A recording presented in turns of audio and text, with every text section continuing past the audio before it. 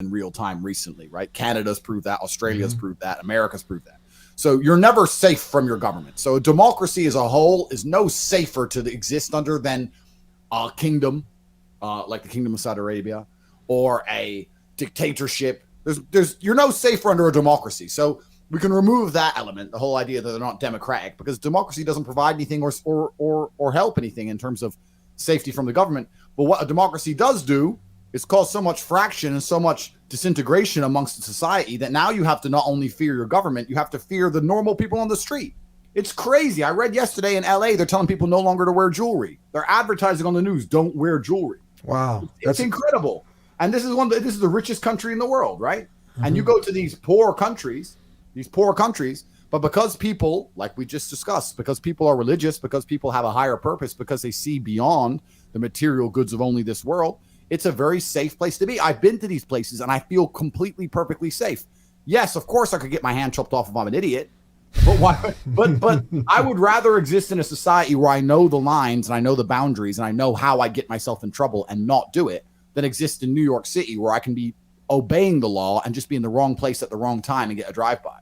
You know what I'm saying? Absolutely, yeah. These places are absolutely safe, and they're safe because they've maintained the basic structure of family, the basic structure, and the basic structure. That's all it is. When you maintain the basic structure of family, you maintain the basic structure of society. Yep. And that's all it is, right? And it's kind of amazing as well in first world Muslim nations, when you maintain the family structure, people also don't want to bring shame upon their family.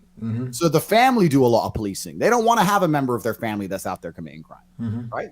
So like the West is broken on so many levels. And that's what I was kind of saying in that video, is that a lot of the problems are fixed by Islam as a whole. And the first world Muslim nations are proof of it. I think a lot of people think that Muslim countries are dangerous because of a lot of the war in the Middle East. But the war in the Middle East is propagated by the West anyway. That's America's fault. So,